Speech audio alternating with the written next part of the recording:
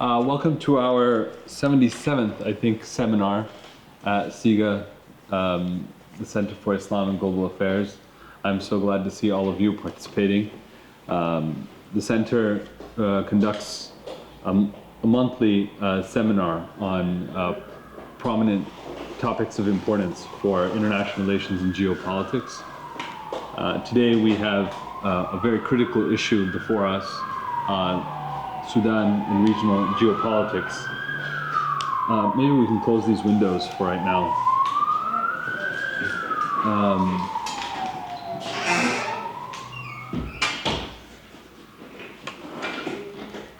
The center has been conducting these seminars for the benefit of our live audience and also those who are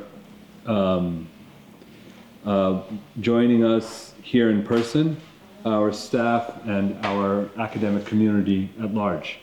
I welcome all of you. Sudan, as you know, is a very important choke point in geopolitics. It sits at the Horn of Africa. For us, it is not just a place that is of geopolitical importance, but a cultural hub for Islamic thought, Islamic movement, and Islamic brotherhood around the Muslim world.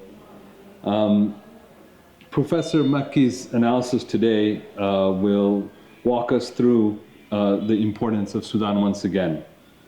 Sudan serves as a sentinel of the Bab al-Mandab and the Suez Canal, and it has been at the pivot point of certain important issues such as normalization in our region and its role in the current events that are, engulfing our own region.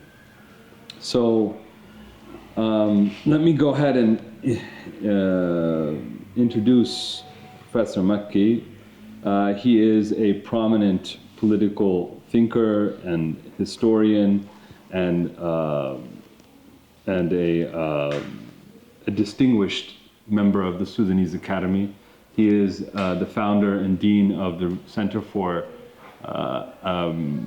African Studies at the International Islamic University.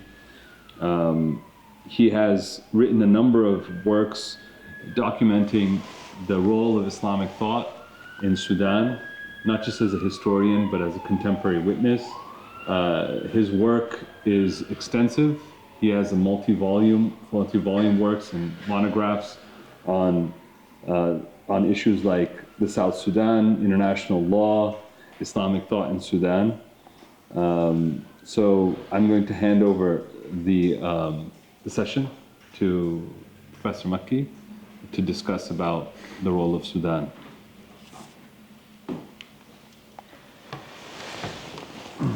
Assalamu alaikum. Bismillah ar-Rahman ar-Rahim. Salatu wassalamu ala Rasulil Kareem. Al-yawm, the 4th of Rajab, 1447. And of course, you know the other date. Well, so as to know something about Sudan, I want to make a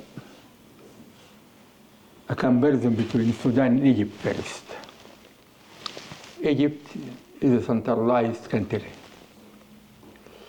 and the Nile flows about 1,600 kilometers in Egypt, but the Nile flows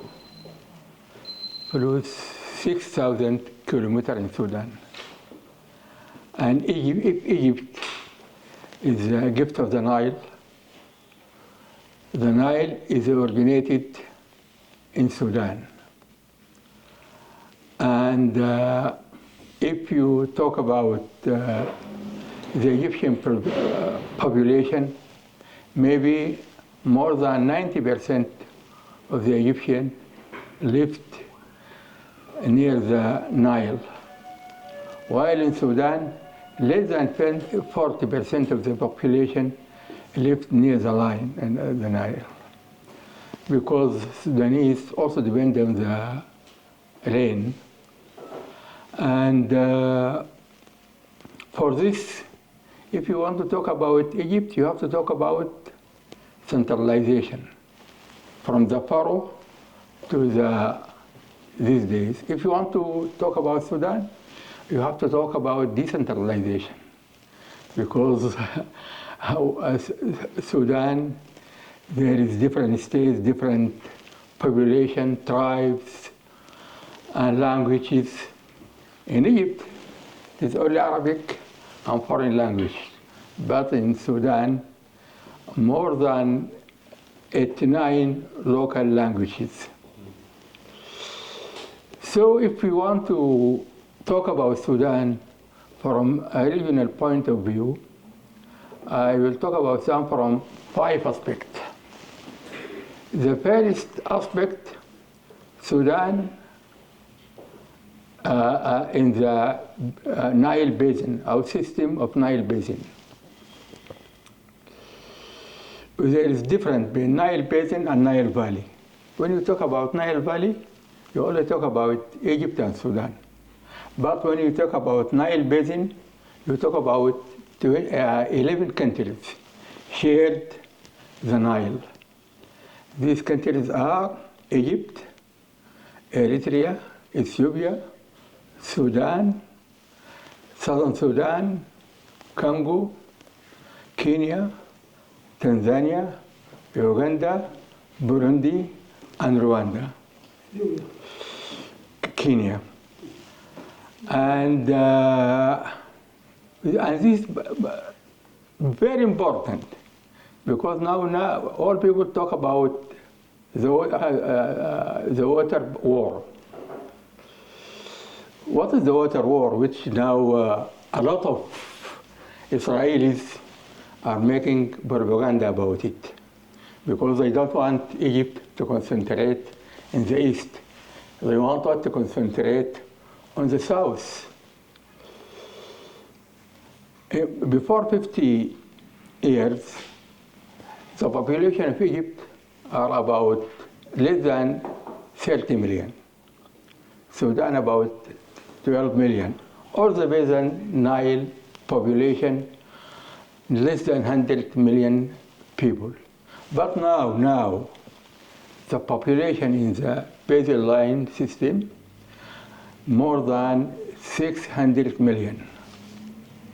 Egypt more than 100 million, Ethiopia more than 100 million, Congo is approaching 100 million, and other countries. What is new in this formula of the Nile Basin? In 1959, Sudan and Egypt agreed to share the Nile water. That Sudan will have 18.5 billion meter of water, and Egypt will have 55.5 billion meter of water. But now, all the Nile Basin countries, they are asking to revise this agreement because they want their share of water. The water is coming from us, saying Ethiopia, saying Uganda, and we have to have our share due to the growth of population. We want to feed. And the Egyptians are against that totally, because the Egyptian now is in crisis about water. And saying that we have acquired rights in the water system, حقوق مكتسبة بالعربي. Acquired rights in the water system, and according to international law, we are not going to revise this acquired rights. And but the Nile Basin saying that, okay, we will do it, because the Nile is not coming from the mouth, it's coming from the source.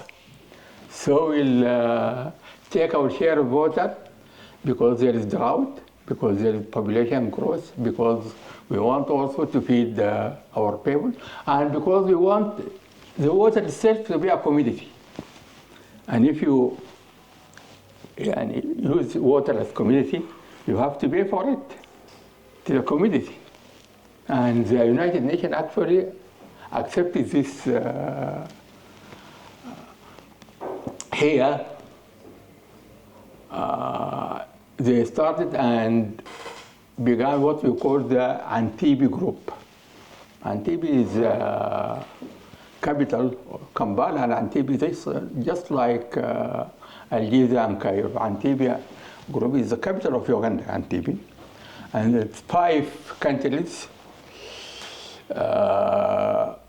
met there and signed the Antibi agreement. But we know the Nile Basin are 11 countries. What is new? The previous year, Southern Sudan signed the Antibi agreement and they became 6. And now they handed the agreement to the United Nations and it was registered there and became visum undocumented there. So what will happen? Actually, I have written an article in an Egyptian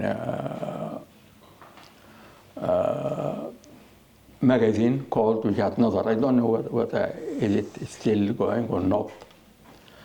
And in it, I reviewed some of the Israeli literature about the Nile water. And they encourage this Nile Basin water to take their share from the water, and they encourage the idea of the commodity of the water. And now the Israeli are just hitting the drums about the water war. Here, the Sudan is in dilemma. Sudan is in dilemma. And because Sudan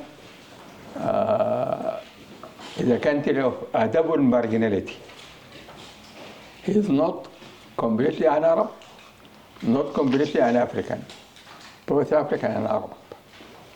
So the Africans, they are saying, oh, you are not looking to your responsibility and brotherhood with the African. Just follow the Egyptian. And you know, if you revise the Nile Agreement, this is for the benefit of the Sudanese, because Sudan is one of the largest countries in Africa.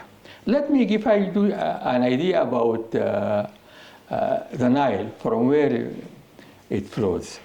The Nile flows actually from Tana Lake, and Tana Lake in Ethiopia provides the Nile with about 10%.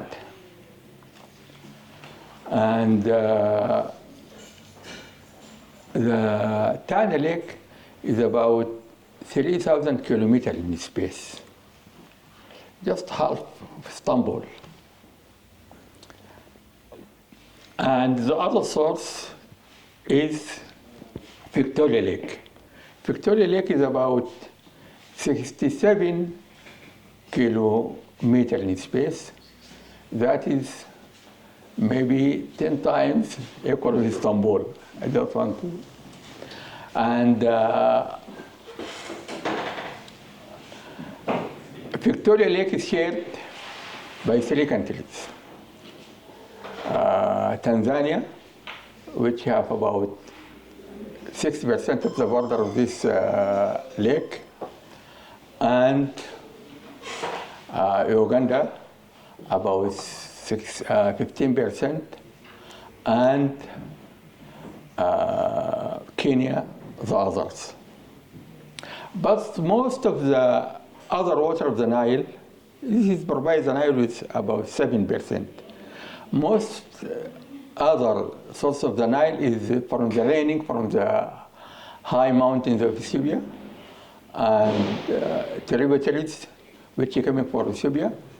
And for the students, so as to know, there is about 5 small rivers, Sobat, Ad-Dindir, Al-Rahad, etc., etc., and thousands of Kiran, which provide the Nile to the basin. Now, what is the strategy of Ethiopia? The strategy of Ethiopia is not only building this high dam, which they call the Renaissance Dam, because the Renaissance Dam provides electricity. But they are going to build small dams under these small rivers for irrigation. And this is, of course, will affect the Nile water. And for this, the Egyptian, for them, this is a nightmare if this country started, because now Egypt is in a state of hunger, water hunger. And if this 10 countries started to use their share, what will happen? So this is one of the most important issues which is facing Sudan. What shall we do as Sudanese? Should we? Because the Egyptian, they don't want to negotiate. Sudanese want to negotiate. Because if you don't, where is the war will occur? It will occur in Sudan. Because 6,000 kilometers of the Nile originated in Sudan. Only 1,500 kilometers originated in Egypt. So if you want to control the Sudan, you have to control Sudan. And this, okay, I will stop in and take another aspect. The other aspect is Sudan as part of Red Sea system. A Red Sea system is shared by also 7 countries. Yemen, Eritrea, Djibouti, Sudan, Saudi Arabia. This is the main. And no, Somalia is the ocean, Red Ocean. And Israel and Jordan. Jordan less than 20 kilometers. Yani Sudan مثلا 600 kilometers. Israel about 1 mile in Eilat. But the most important power in the Red Sea is Israel and America. And every trial to make an organization for the Red Sea countries failed, because there are 3 countries that look against any system here, because they don't recognize Israel. And if you want to make an organization, you have to admit Israel in this organization. Saudi Arabia, half-half, but Sudan and Yemen is against that. And you know, in 1967, the war started when Jamal Abdel Nasser closed the Strait of Tehran. And if you want any common policy about the Red Sea, you have to negotiate with Israel, because Israel is the master of the Red Sea. And Israel is saying that Sudan is terrorizing the Red Sea by providing secretly arms for Hamas and Al-Jihad and other movement. And actually, it have destroyed many establishments in Sudan because of that, airplanes. And so what is the future of the Red Sea system? I will let you talk about it and discuss it. The third system for Sudan is Sahara and Sahel system. Sahara and Sahel system, actually, as an organization, it was signed by 6 countries, which are Libya, Sudan, Niger, and Mali, and Chad. But I am not going to, but after that it was signed by 25 countries. But I'm not going to talk about the agreement itself. I'm going to talk about the community. The drought hit the Sahel and Sahara countries. And there is 2 factors. There is the Arab of the diaspora here, who are mainly herders, and the French, the Francophone countries, which are Niger, Mali, Chad. Most of the Sahel countries, except of Nigeria, are in the Francophone. France wanted to expel the Arab from this area because he's afraid of the Arabization of this area. And the Arab, because of the natural disaster of the drought and famine, they started to look to Sudan as land of immigration. And they are fighters. And Gaddafi started to give them arms. And I have attended one of these conferences in Timbuktu. I was invited there. And Gaddafi himself came. And all these groups were there. And actually they asked me to, because they are not interested, to let the platform for Sadiq al-Mahdi to talk in the name. I said, I am not an Arab, I am a Nubian, because I don't want to enter in this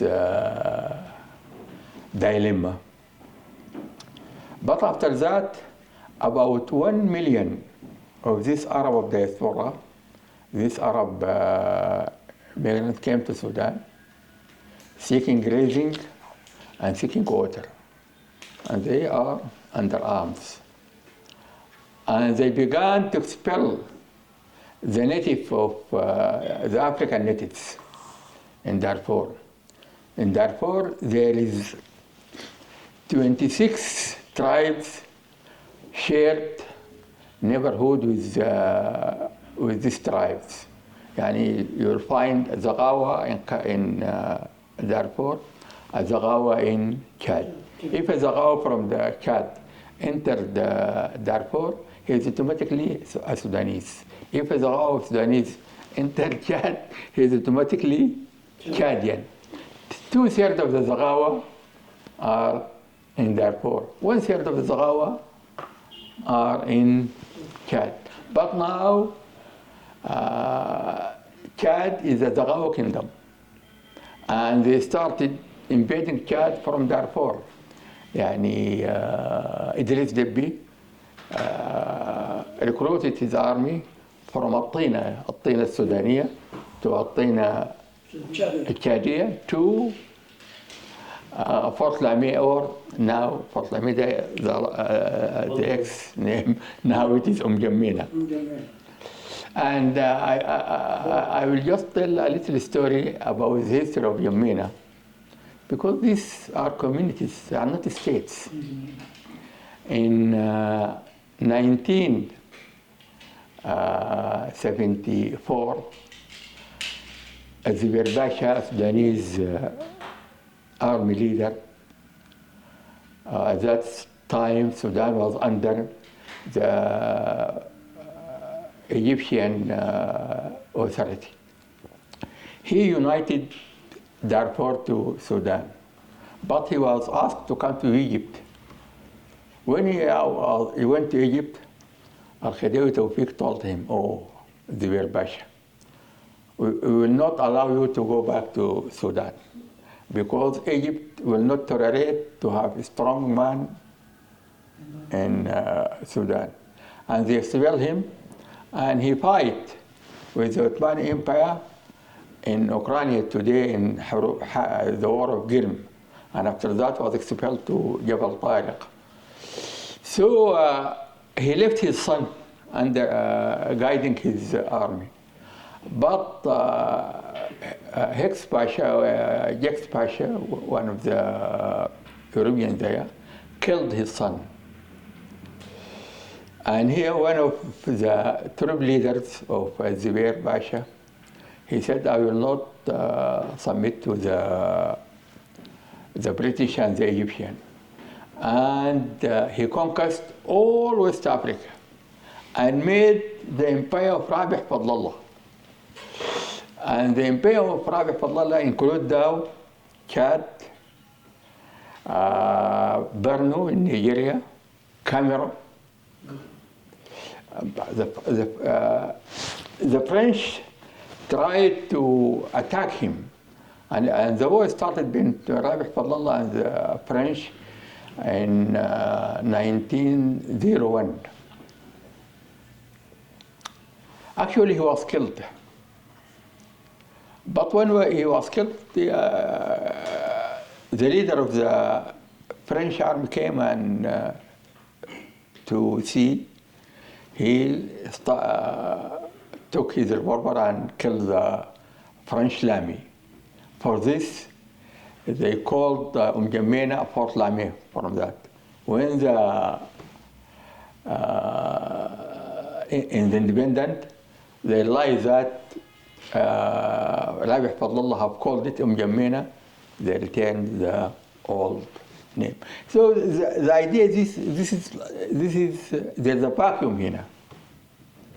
And this vacuum can be filled with any authority. And now it's filled, of course, with the French and the Israelis and. So, as I said, about 1 million of this Arab of the diaspora came, and they was called the Janjaweed, if you remember. And now they expelled the native from here to Chad. About 1,500,000 were expelled. And now they took refuge in Chad. And they began this war of Sudan. Actually, one of the mistakes of the Sudanese government, and because John Garang, as that was, who is emerged as the leader of Sudanese revolution against Sudan, have an strategy that he will liberate Sudan zone after zone. Zone 1 will be Southern Sudan. Zone 2 will be Darfur.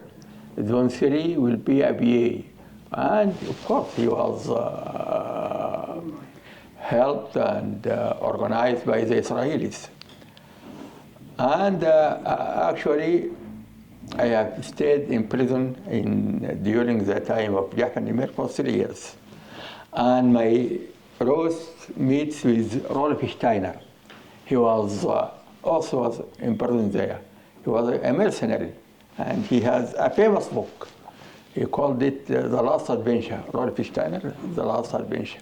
He talks how he came to Southern Sudan and how he helped to organize the rebels and to make military bases and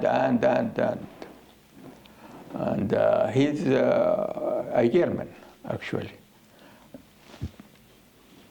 So what I am saying that Israel is interested now in this Sahel-Sahara war, because they think that they also this will cause trouble to Sudanese, and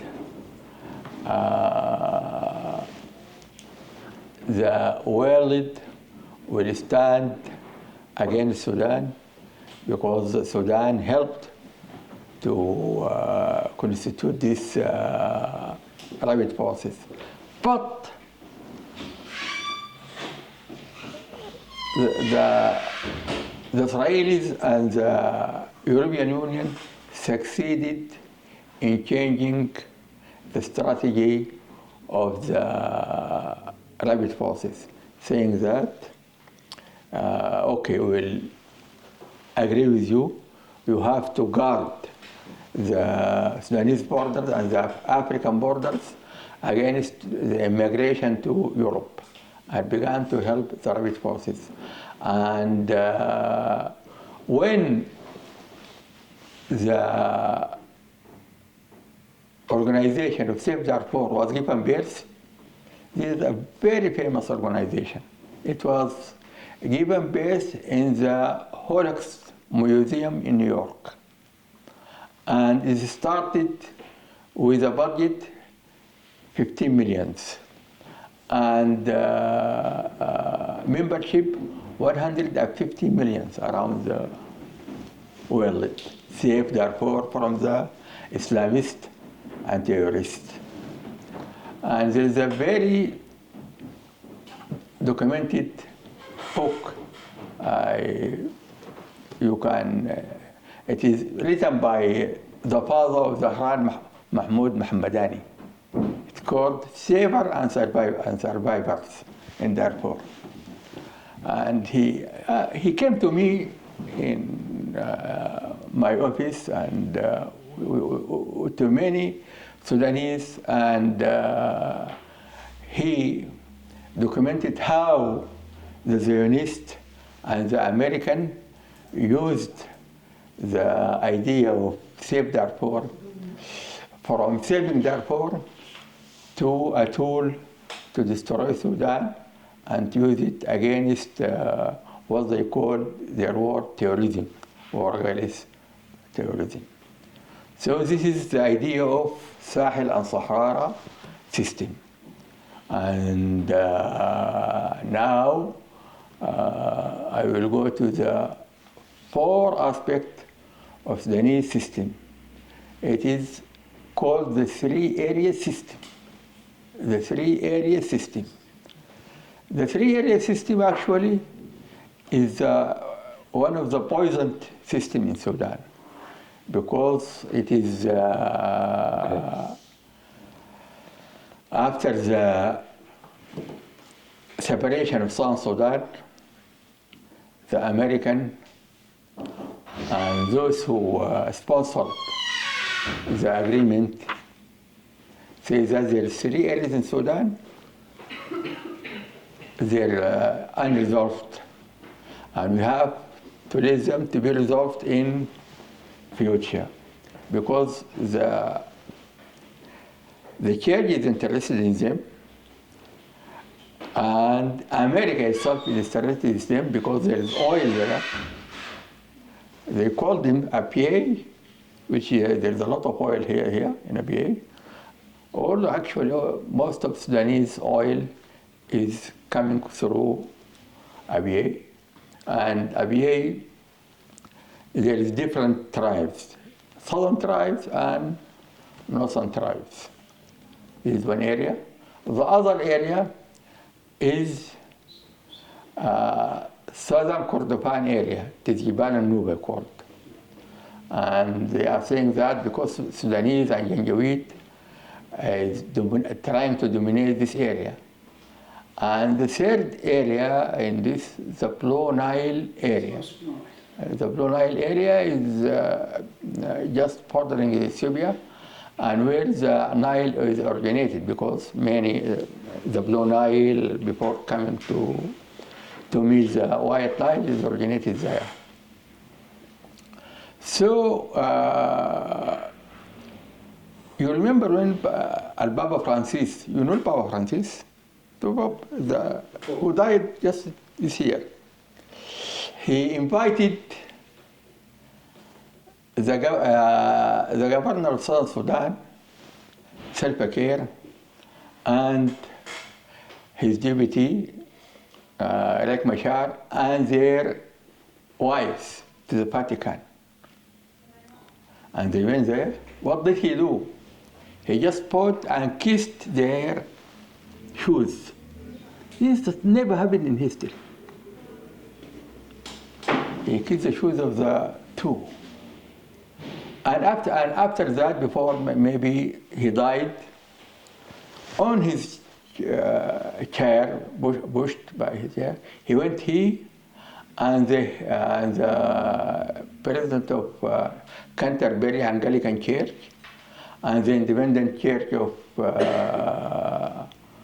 Scotland in a mission to Southern Sudan. This has never happened also in history, the three of them, because they are against each other, Anglican and the Catholic and the Independent Church of why?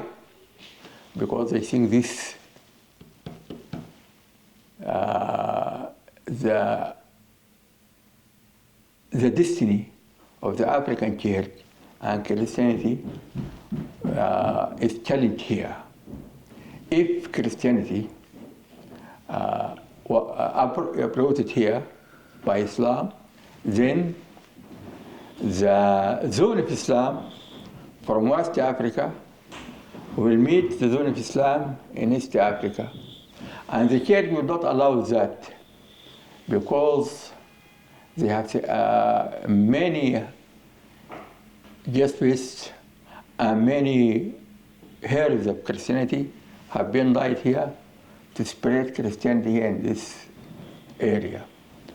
And they are attacking Sudan and saying that actually in 1962, the Vatican, first in its history, published a book called The Black Book of Sudan. Never the Vatican will attack a case like that. The Black Book of Sudan. I hope you can have because saying that there is a genocide in Sudan, Sudanese are eliminating Christianity, and. For these three areas is very important for the church, for the oil companies, and actually the oil companies, the oil in Sudan, although it was discovered by the American, by Chevron, but it was produced and traded on by the Chinese. And the American wanted to expel the Chinese from Sudanese oil.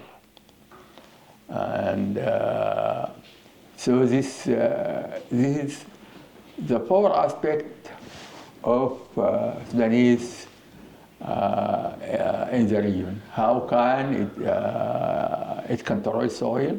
How can it control these three areas? Now, actually, مثلا, for example,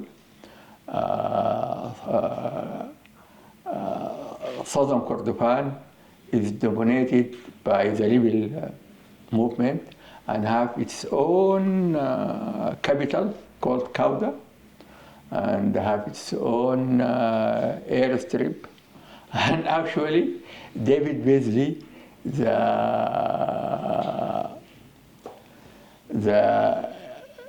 director of the food program, visited it, and with the ex-prime minister of Sudan, Abdullah Hamdok. So these three areas is actually is a corridor for interference and for igniting still the war in Sudan. The five aspects of Sudan in the region is how Sudan can control its borders. Yeah, you know, Sudan have borders with Egypt. We have a problem with Egypt, but I don't think it is that serious. because the Egyptian took Halab. And Halab is old port of the old Sudan. And when Richard al-Assad wanted to fight Salah ad-Din Ayyubi, the first thing he did in 1989, he destroyed the port of Hizab, of Halab, so as to cut Salah ad-Din from any imdad from Sudan. The second problem is with Ethiopia. Ethiopia does not want to make the limitation for Sudanese borders. Just why? Because it also seeking acquired rights. Because many Ethiopians became farmers in Sudanese land, and saying that they wanted acquired rights here, and they don't want to see the borders with Sudan. And the third problem is with Chad, of course, and Libya, and this open borders making heading for some, because you cannot control. There's smuggling, and there. Smuggling of people, smuggling of gold, smuggling of whatever Sudan have in production. Now, as I said, the Africans, Sudan, they think that Sudan is a land of double marginality. While we are saying that Sudan is corridor of Africa. But why Israelis are so interested in Sudan? Why Israel? For all these reasons, but I will, yesterday, I met a Palestinian, here. And he introduced himself and said, from where you are? قال from Gaza, from فضاء الفلوجة. And قال لي, my father told me that there were Sudanese volunteers here in Fallujah, and there is one Sudanese, one of these Sudanese Fidayeen, well known here in the area. I said, oh, I know him. He's Taha Sayyid. He was called by the Jews الضبع الأسود, the black tiger. So actually, in 1948, when Imam al-Banna asked for Fidayeen to come, 1,200 Sudanese went as Fidayeen to fight in Palestine. And they have done a lot of fighting there. And at that time, they should fight in Sudan, because that was colonized. But they give them priority to go and help the Palestinians. And the Jews in their, if you read Ben Gurion and others, they think that this is very dangerous, because Sudanese have the will to fight. And Malik Farouk gives them medals and visits them. And actually, after that, started this hostility between Sudan and Israel. In 1967, when the Egyptian and the Jordanian and the Syrian were defeated, and Sinai were taken, and the Golan and the West land,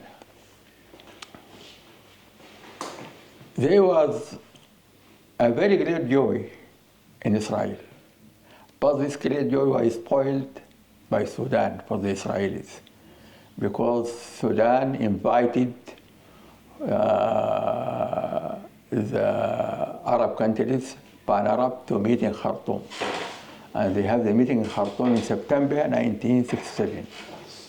And in 1977, the three no's of Khartoum: no negotiation, no recognition, and no reconciliation with Israel. So this is spoiled the great joy of the Israelis, because at that time they think that Abdel Nasser will surrender, and the Egyptian, the world magazine started to talk about Khartoum to receive the defeated Nasser.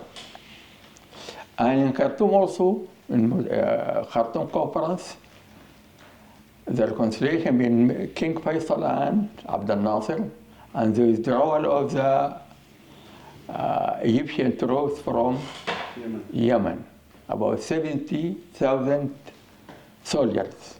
And this became the backbone of the Egyptian army to face Israel in the Istinzaf War. The third aspect is the fulfilling of the Yemen agreement that King Faisal should not help the Badr group. The Badr is Al-Imamiyya, and Abdel Nasser should not help the Republican, the follower of Abdullah Salal. And after that, actually, the Egyptian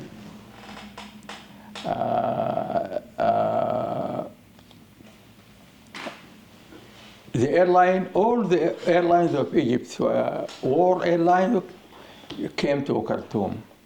And the war college also transferred to Khartoum. And Khartoum became the base.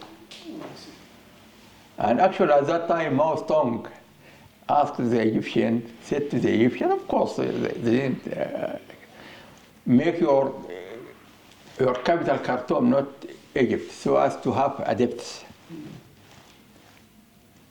So the Israel from that time saying that Khartoum should be destroyed. And this war now, what happened now, I think what happened in Khartoum, and the destruction of Khartoum, it is not only this civil war or this, but something guided by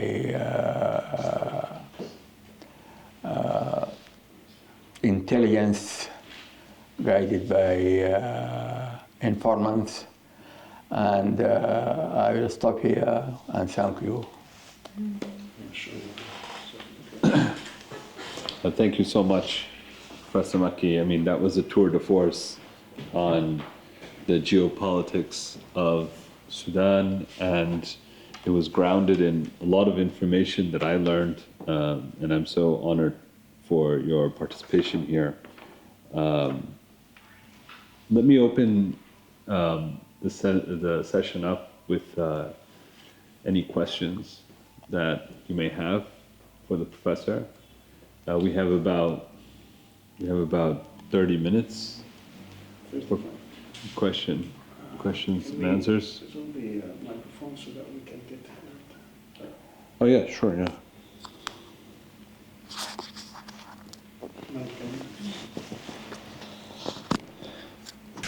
Again, for this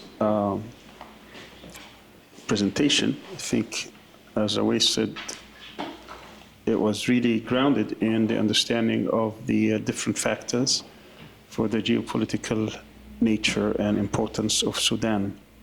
I do have many questions regarding that. And I'm going to start with the Zionist threat towards Sudan. Certainly, the study that was issued back in February 1982, which anybody can Google on the internet under the phrase the Oded Yunan Plan. Odedyinon. It came right before the withdrawal from the Sinai, and it was grounded on the thought that the only way Israel could survive being in the Middle East is to break up the Middle East.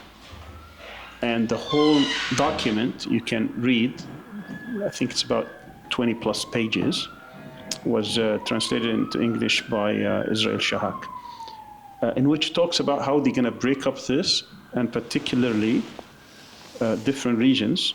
But Sudan was prominently there.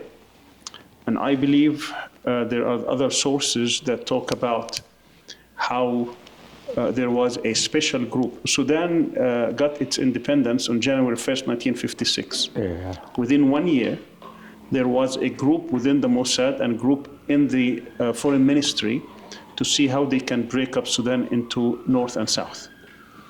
And when Salva Kiir, the current president of South Sudan, when he did his first foreign trip after independence in 2010, he visited Tel Aviv, and on the tarmac, this is something I witnessed myself, he said that if there was a person that should get a credit for establishing, or the independence, you call it independence of South Sudan, it should be this person. And he put his arm around him, and he was the chief of the Mossad station in Juba. In other words, Israel for over 50 years was working very, very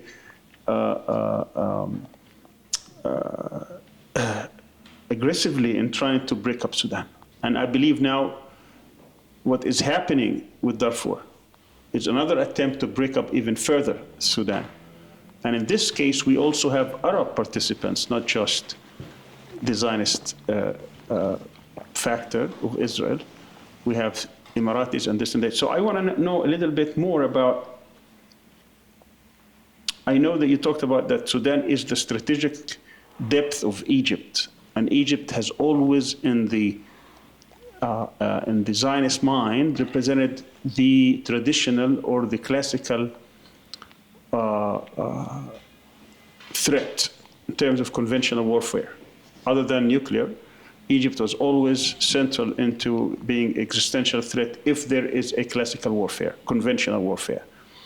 And certainly Sudan would have been the strategic depth of Egypt. So breaking up Sudan also weakens Egypt, which is the principal threat.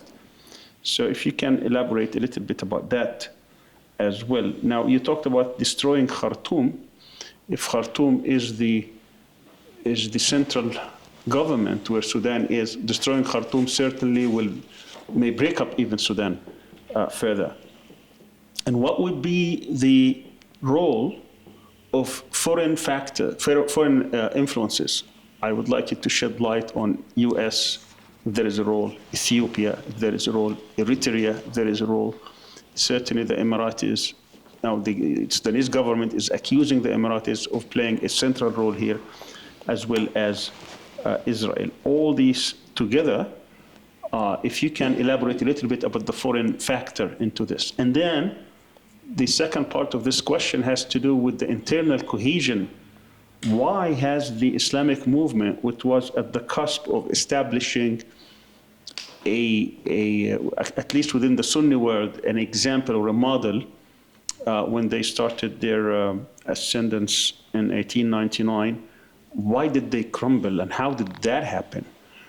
What would be the main 2, 3, 4 points that we can learn from that experiment, and what is the situation now on the ground? Have they learned some lessons? Can they regroup? Can they or is this something that come and gone?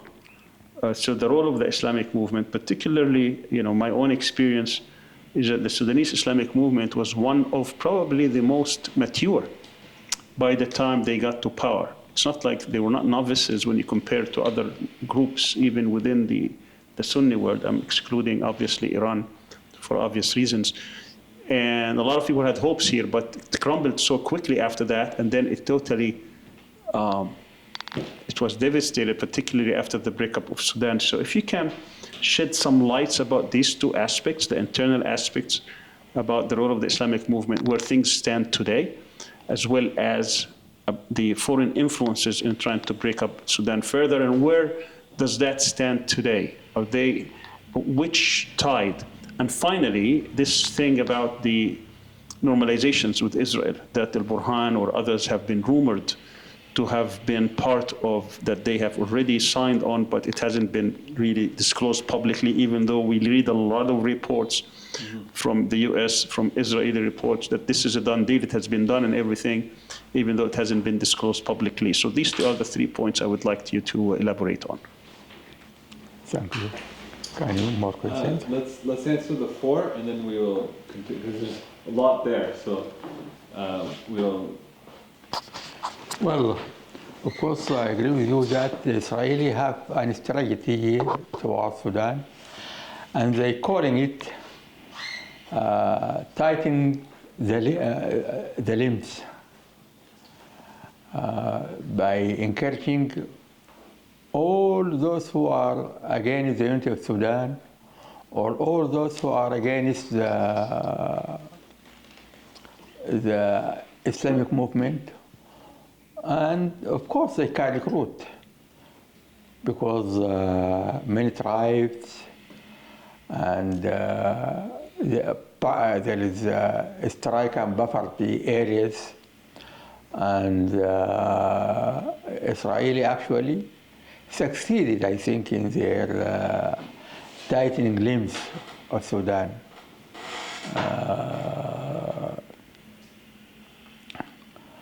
And as you say, I have said that I have been in prison with Rolf Steiner, and he's the one who came to Sudan in 1960, maybe 67 or something like that, after this war. And actually, he started his work from Uganda. And at that time, Uganda was under Idi Amin. And Idi Amin was pro-Israeli at that time. But he changed after that, of course, because of Gaddafi and of King Faisal, and this is a different story, and I won't go in it. But actually, at that time, they started building the Anania one. Anania, it means the poisonous scorpion. And Anania started store from the, and as I have read most of the Southern Sudan literature written by the elite of Southern Sudan, all of it is separatist in nature. Is what? Separatist in nature. Separatist. And essence. And for this separation of South Sudan, I think is a logical conclusion of this historical process, and post the investment of the church and the investment of the Israeli and the investment of the superpowers. And up to date, now the province of Sudan, there is a recognized government, and was part of the United Nations, part of Pan-African, part of Pan-Arab. But whenever there is a declaration from the Security Council or from America, they don't say that the war in Sudan is between the government of Sudan and a militant group or mutiny group. They think there are two sides. And they're equalizing the rebel and the government till tomorrow. Yesterday, the Security Council asked the Prime Minister of Sudan to deliver a talk. When he delivered his declaration, at the end, they say that the two sides.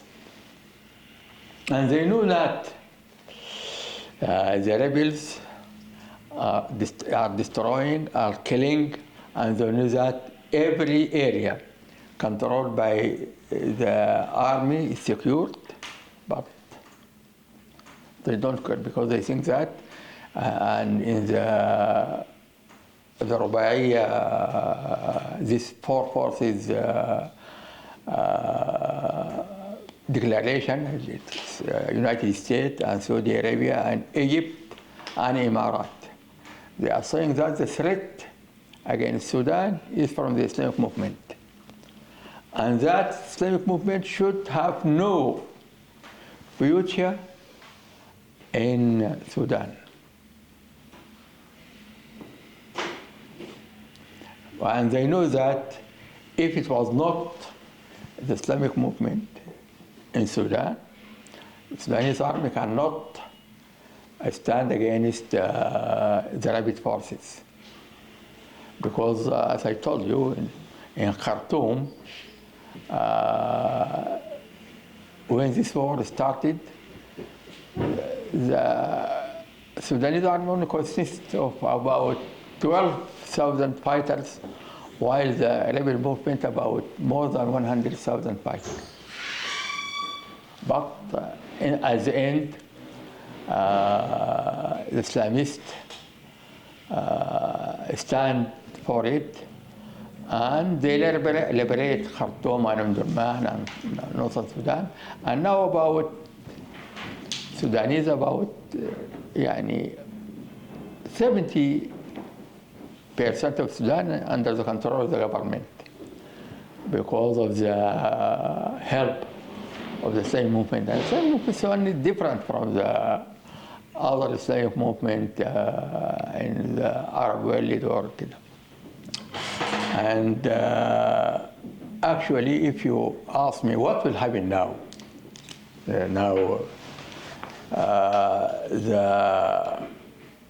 these reports calling about two sides.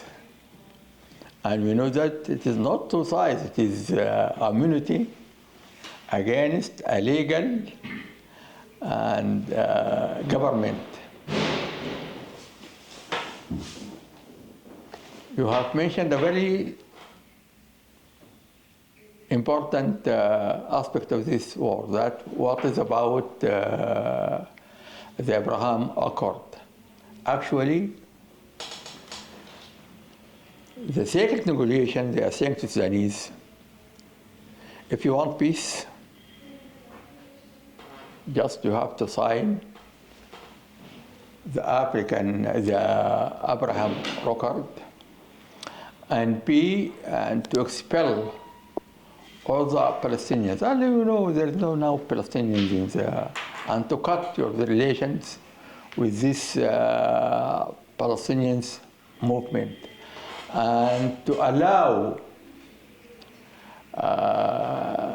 the international security to come and to see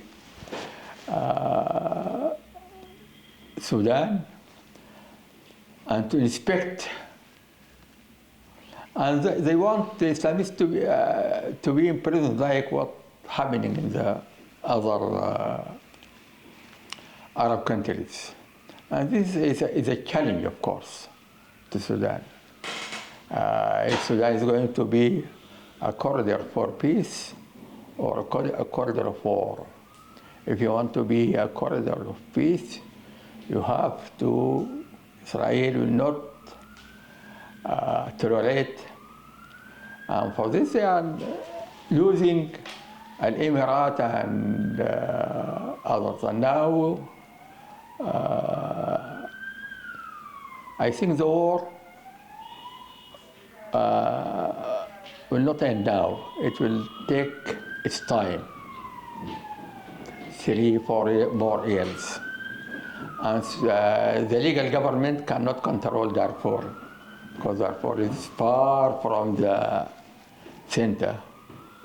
But I think the most important aspect will be what's the situation on the earth, on the land.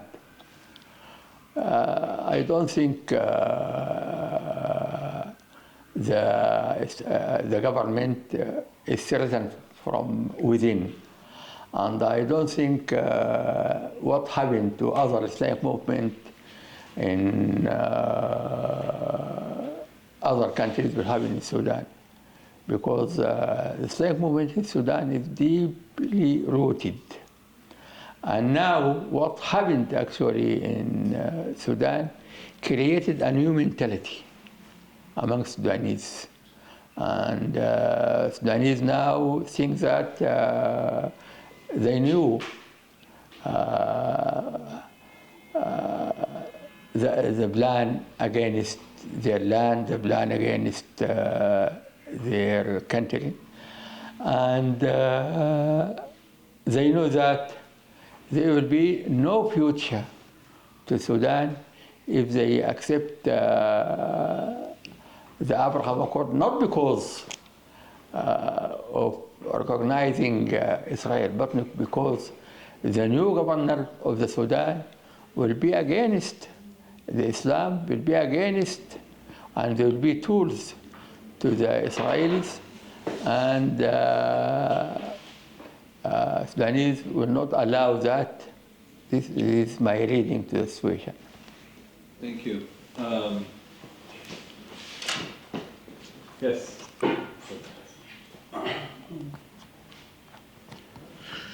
بسم الله الرحمن الرحيم. واضح؟ الحمد لله والصلاة والسلام على رسول الله. أستمعكم عذرا، سأتحدث باللغة العربية. جزاك الله خيرا أخي حسن، من زمان ما سمعناك يعني. والبروفيسور حسن مكي صديق قديم، وأعرفه ظاهرا وباطنا، وأعرف فكره وهدوءه، وأعرف، لكن لأول مرة الآن أعرف أنه رجل استراتيجي. كنت أحسبه مفكرا فقط، لكن هذه المحاضرة جعلت من البروفيسور حسن مكي استراتيجي، لأنه تحدث لنا عن المشكلات الأساسية التي تواجه السودان، وكل ذلك ربطه بإسرائيل، ولماذا إسرائيل تحارب السودان. إضافة إلى ما ذكره الأخ حسن، فمن المعلوم أن الذين يعني يهزمون اليهود هم جند من السودان، ورد في الأثر كما تعلمون. فلذلك لابد لنا من أن ننظر إلى هذه العلاقات الدولية. مصر والسودان وكل البلاد العربية بكل أسف هي تحت الهيمنة الإسرائيلية. أما نحن لابد لنا أن ننظر إلى طريقة جديدة لمجابهة الأمر. لا أنا ولا دكتور العريان ولا حسن ولا ختنا هويدا ولا خالد ولا كل الموجودين هنا يستطيعوا أن يفعلوا شيئا سوى أن نتكلم. هنالك حركات إسلامية نعرفها جميعا، حركة الأخوان المسلمين سيطرت على الوضع في مصر ولم تستطيع أن تستمر. الحركة الإسلامية السودانية سيطرت على الوضع في السودان 30 عاما ثم ذهبت. الآن لابد لنا أن نجلس نحن كمفكرين وكأفراد، وأنا أدعو أخونا الدكتور العريان لتبني فكرة لقاءات تجمع المفكرين بعيدا عن التأطير الحركي أو الانتماء لأي من الحركات. نحن يا أخوة نحتاج أن نفكر بحرية. الحركات تجعلنا لا نخرج من إطارها بموجب الالتزام الذي نلتزم به ونطيعها فيما قررته الشورى. هذه الحركات يا إخوة الكرام الآن لا توصلنا إلى بر السلام.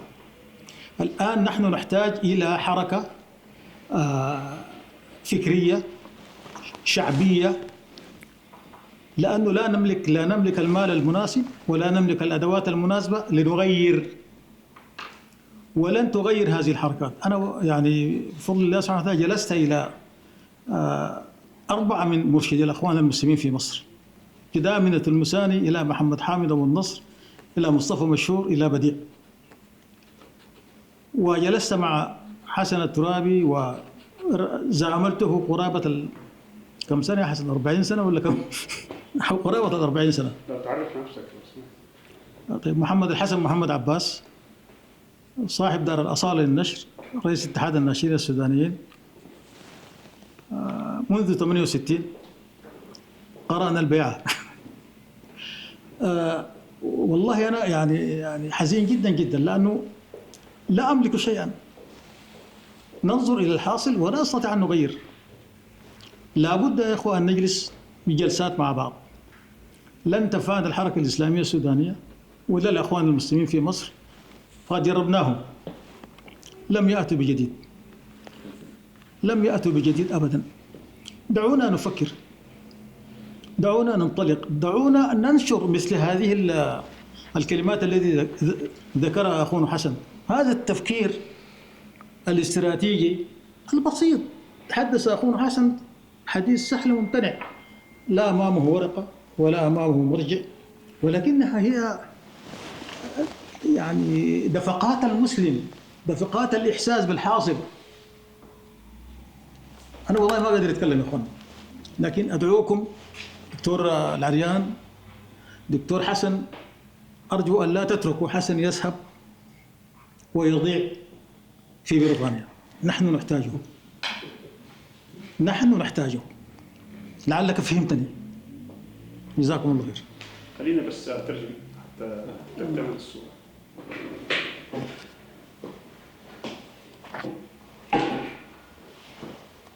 السياسيين تعبونا يا أخي بالله. I'll translate this just for those who are listening. The speaker is a publisher from Sudan. He's been part of the Islamic movement. And he says that he did not know that Professor Hasan Makki, our speaker today, is not only an Islamic thinker, but also a strategic thinker. And he was very appreciative of the presentation, which linked the situation in Sudan with the attempt by the Israeli regime to break up Sudan. And he says that we have to look at the current international situation, international relations in the region, Egypt, Sudan, the rest of the Arab countries, and how they have been now under Israeli hegemony. He said that we need a new way of looking at the situation so that we can deal with it. He then talked about the Islamic movements, particularly the Islamic Brotherhood, the Muslim Brotherhood in Egypt, and the Islamic movement in Sudan, and that he's been observing them, and he had relations with the leaders in these movements. And he said that we really need to start thinking outside the framework of these movements, because these movements have limitations in how people think. And what we need is a popular movement that would look at the situation strategically, and that movements do not change on their own. There has to be outside these movements an attempt to strategically and thoughtfully think of the way out. And he has implored us here at CIGA to make use of the thinkers such as Professor Hasan Makki, so that we can start spreading strategic thinking throughout the Muslim world. Thank you. I want to collect more questions because the sake of time. Brother, please, could you introduce yourself and then also ask your question? And then we'll come to the brother here. Okay. We're running out of time, so if you could be a little bit brief. بسم الله الرحمن الرحيم. الحمد لله والصلاة والسلام. ناجي منصور إبراهيم. ناجي منصور إبراهيم. مركز البيروني للدراسات والبحوث. I just want to add, if you allow me. Of course. The sixth aspect for the fifth aspects that you tell about, regarding the nature of Sudan, because if we can consider these 5 aspects as hard aspects, we can add soft aspect, soft power of the culture of Sudan culture, which expanded from west of Ethiopia till Senegal, which contain same culture, which consists of Arabic language, Islam, and ethnic roots of Africa. This gives us the power which can control all these aspects and which give the power of Sudan for making new change, making and working against all plans by West, by Israel and others. This type of culture should be removed.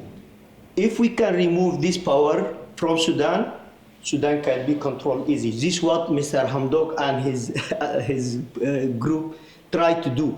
Now, either to remove this power by knowledge and culture, or by removing or pulling out all the people from Sudan, like what sending all of them refugees out of Sudan. Can we add this aspect as the most important aspect in addition to these 5 aspects? Thank you. Thank you so much. Yes. One question إن شاء الله. Please introduce yourself. تمام إن شاء الله. أولا شكرا دكتور. أنا سأتحدث أيضا باللغة العربية. أنا خالد عبد الله محمد، منتدى الأتراك العرب، نائب الرئيس للبحوث والدراسات، مدير مركز جسور. أنا أولا أحيي أخونا دكتور سامي وشكرا على هذه الفرصة الطيبة. شكرا دكتور حسن مكي على هذه المادة. شكرا لك مدير الندوة وشكرا الحضور. أنا لدي سؤال واحد. أخونا حسن مكي تعرض وتحدث عن الأسباب التي دفعت إسرائيل لمعاداة السودان، أو ماذا تريد إسرائيل الآن من السودان. سؤالي: ماذا تريد إسرائيل الآن من السودان وقيادة السودان بعد 2019 طبعت مع الكيان الإسرائيلي؟ ماذا تريد الآن؟ أنت تعرضت سابقا لمؤتمر الآلات الثلاثة وموقف السودان في حرب 67، بالإضافة للمياه والإسلام والموارد الطبيعية، كل هذا معلوم. لكن ماذا تريد إسرائيل الآن؟ وأجعلت حرب في السودان لم يشهدها، يعني أصيبت بأنها أسوأ حروب هذا القرن.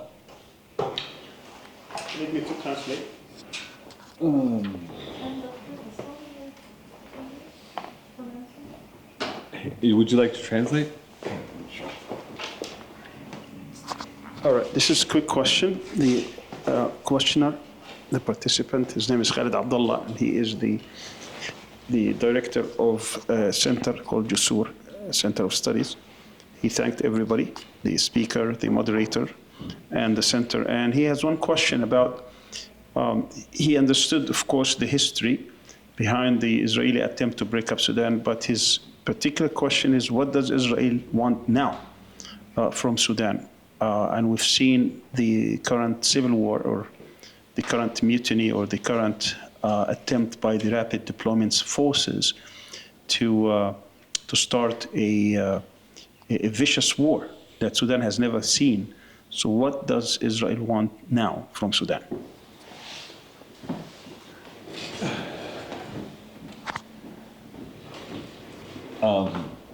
After hearing the discussion and the conversation, I will give the final word to our esteemed guest, and we will close the session.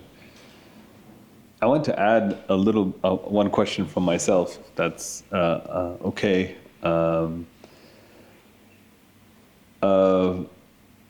The fact that Israel has its eyes set on Sudan seems to be a main part of the thesis.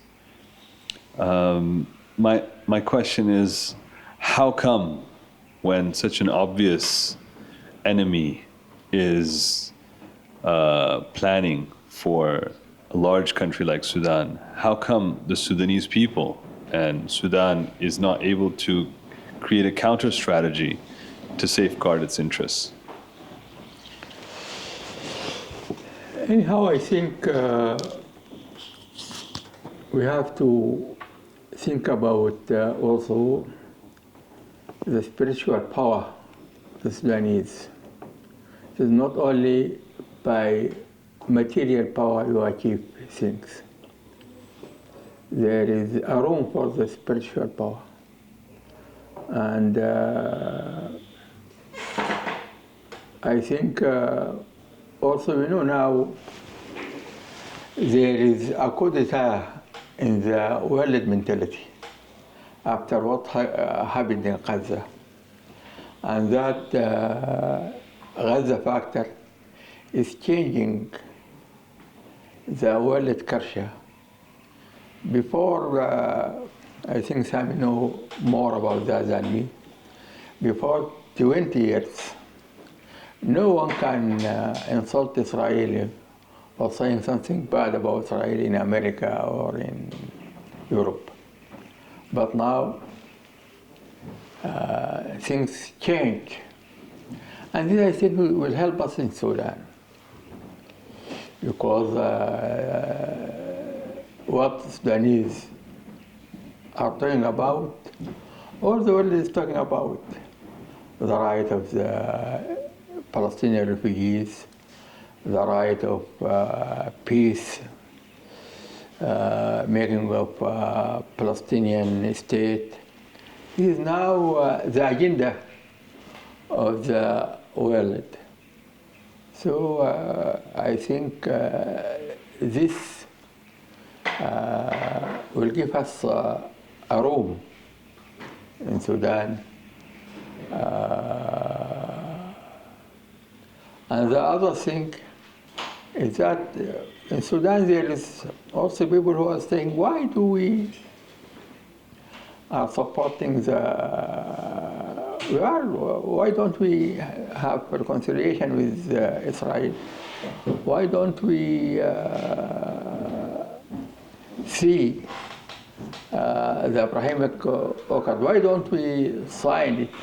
But Al-Burhan have done it in 2019, but after 5 years, the result is more infiltration of Israel, destruction, expulsion of 11 million people from their houses. So he did sign. So it's been signed by the Sudanese it is government. secretly, because but Netanyahu, in his book, he says that he agreed with Al-Burhan when he met him in Uganda under Museveni, and he thinks that Al-Burhan will do it. But I think Al-Burhan is thinking of it as a game. And he's just trying to moderate his situation.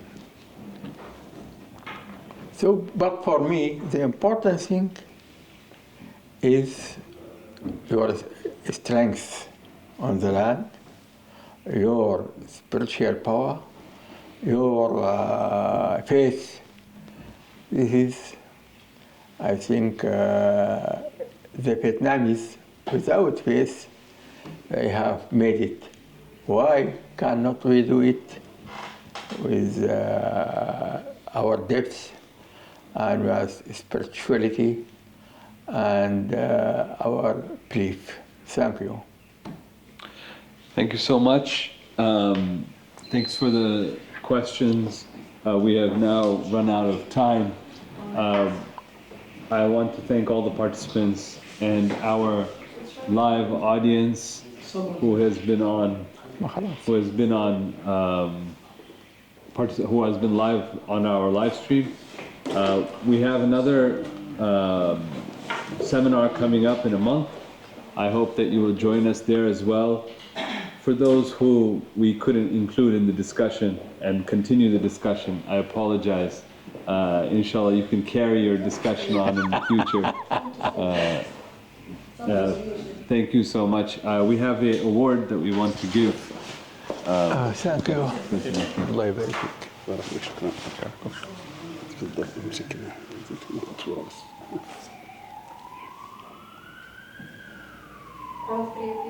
Come close, yeah.